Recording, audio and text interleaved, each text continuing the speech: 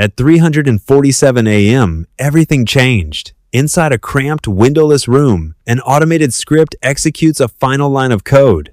On the screen, a digital betting slip locks in.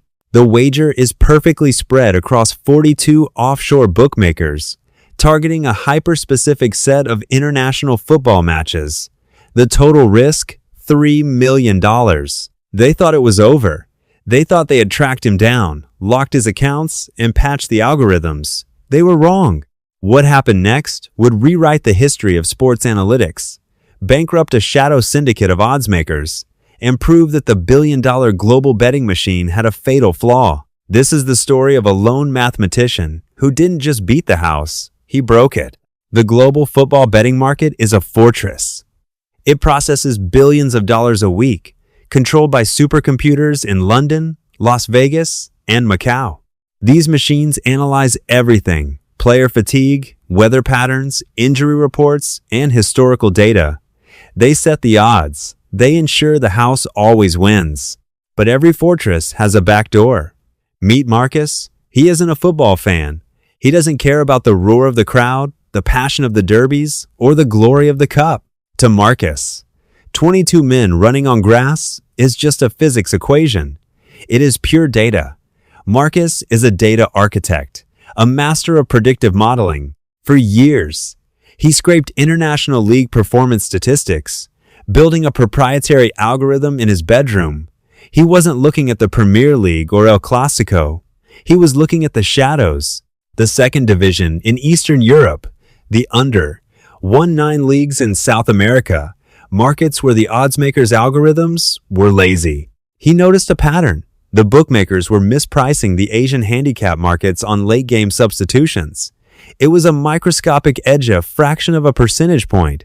But what happens when you exploit a fraction of a percent 10,000 times a day? Marcus deployed his first automated bot. He started with just $50. Within 3 weeks, the $50 became $5,000. By month 2, it was $50,000. He was printing money. He thought he was invisible, but that was just the beginning. The system is designed to detect anomalies, and Marcus was the biggest anomaly they had ever seen. Deep inside the headquarters of a major European betting exchange, warning lights begin to flash. The risk management team, known as the trader spots, a cluster of decentralized accounts draining their liquidity pools, every prediction is terrifyingly accurate. They don't know who he is, but they know what he's doing. The opposition increases.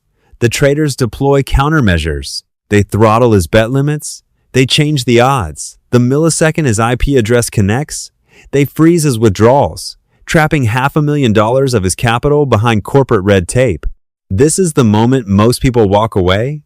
This is the moment the psychological pressure crushes the individual. But this is where things get interesting. Marcus doesn't retreat. He evolves. If they are going to track his digital footprint, he will build an army of ghosts. He recruits a network of thousands of proxy identities, digital smurfs, spreading his algorithm across encrypted servers globally. He decentralizes his betting slips. The cat and mouse game escalates into an all-out digital war. The syndicate blocks a server. Marcus spins up 3 more. They alter the football forecasting algorithms. Marcus's machine learning model adapts in real time, factoring in referee tendencies and live momentum shifts faster than the house computers. He is no longer just predicting the game.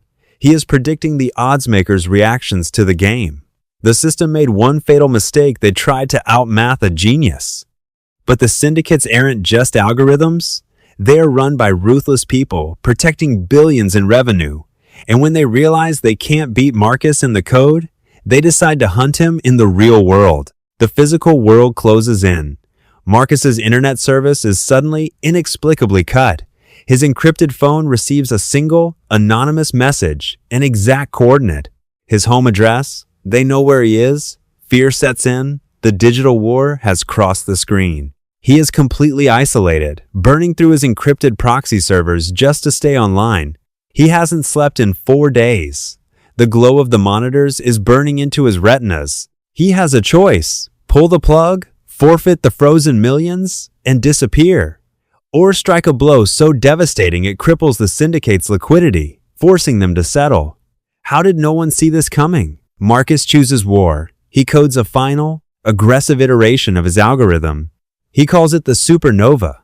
It is designed not to hide, but to overwhelm.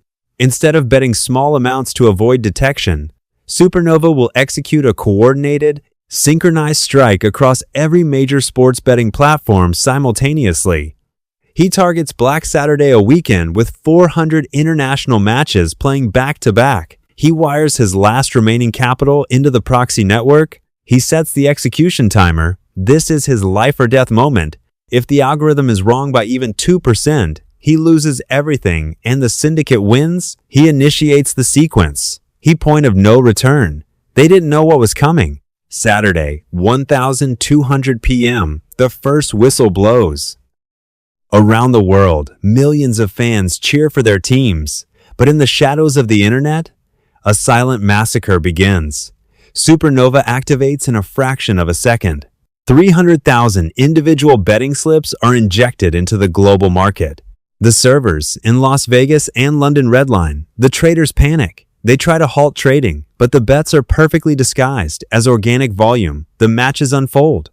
In Tokyo, a heavy favorite concedes a shocking early goal. The global market panics. Marcus's algorithm already bet heavily on the underdog, factoring in an unpublicized travel delay that drained the favorite's stamina. In Madrid, a controversial red card is thrown. The odds flip wildly. Supernova exploits the overcorrection in microseconds. Match by match, the predictions lock in. The data is flawless. Marcus watches his screens as the green numbers cascade like a waterfall. 10 million, 20 million, 40 million. But the system fights back. The syndicates execute an emergency protocol, manually freezing the API connections.